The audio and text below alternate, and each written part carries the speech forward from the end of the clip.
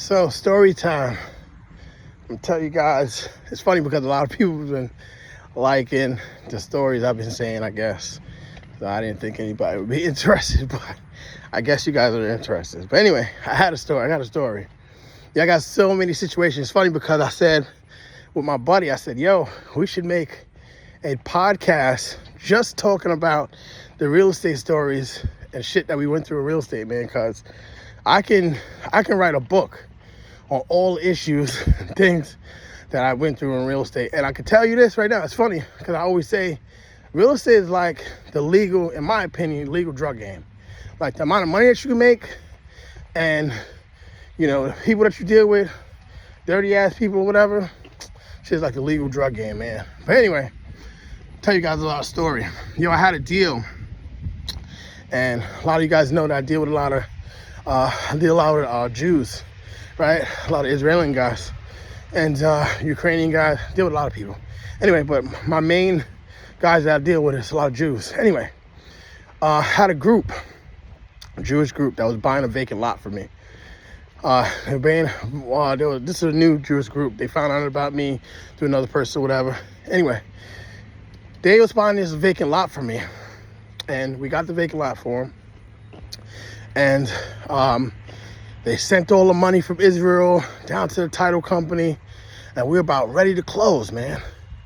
And so it's funny because, like I said, every time when a fraud or some issue pops up on the seller side where there's some kind of, sketchy situations going on, it's always somebody else always has a seller. It's never I had the seller and it was something that popped up.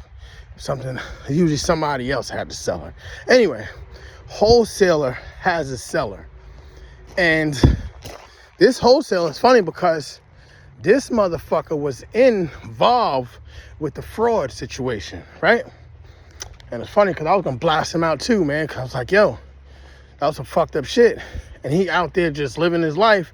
And he tried to go in on this deal. I think he was probably going to get some money out of this thing if this thing would have closed. Anyway, day of closing. It's funny because I usually go to the closings at that time.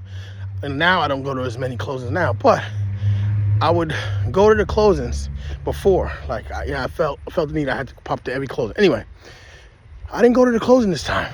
I'm at the house. Title company calls me.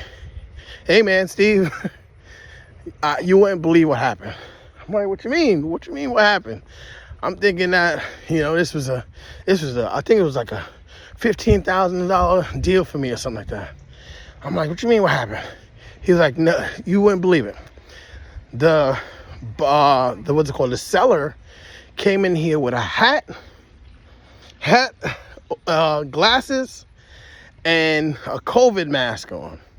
Remember, COVID died out. He got a COVID mask on, right? And glasses, dark shades. So you basically can't see his identity. He at the closing table, and the title company comes in like, damn, I don't even know if this guy's a guy. Anyway, so he's asking the title company, as soon as he comes in, yo, where's your identification? He pulls out the fake Florida card, fake Florida driver's license. The title company, all right, I'm going to go make a copy of this. He goes in the back to his rep. Shout out to Keisha at Quick Abstract and Justice for picking up on it. But anyway, he went to the back, checked the identification.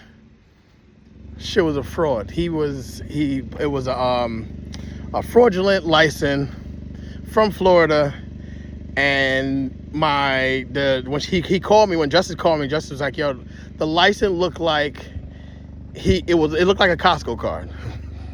So he couldn't even get the driver's license situation right. So anyway, we canceled the sale. He was like, yo, we can't do this. The driver's license not good, blah, blah, blah. He told the guy. The guy said, okay, I'm going to go back to my house and I'm going to go get a new driver's license. I'm going to go back to Florida to get a new driver's license. Remember, we're in Philadelphia. He said he's going to go back to Florida and get a new identification. Justice was like, yo, bro, that shit ain't going to work. That nigga's a scammer. He came inside. We can't even see his face. This and that, whatever. Anyway, now I go do digging now. I'm like, all right, fuck this. I got to figure out what's going on, man. Because remember, I'm making 15 grand. My buddies, you know, they probably making, I don't know, they're probably making 10 grand. I don't know what it was. Anyway, I'm making 15. I don't care about anybody. Anyway, I do some digging.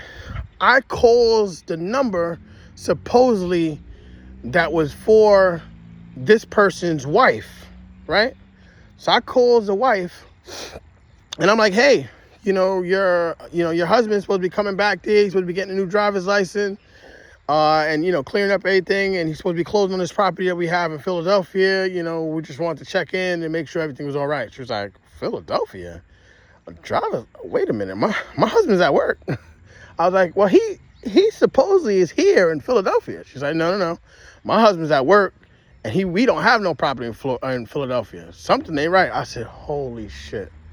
Here the fuck we go. So I mean, I'm lesson of the day again. Check the driver's license and check the city's website, the tax website, to make sure that you have the proper owner. Talk to you guys later.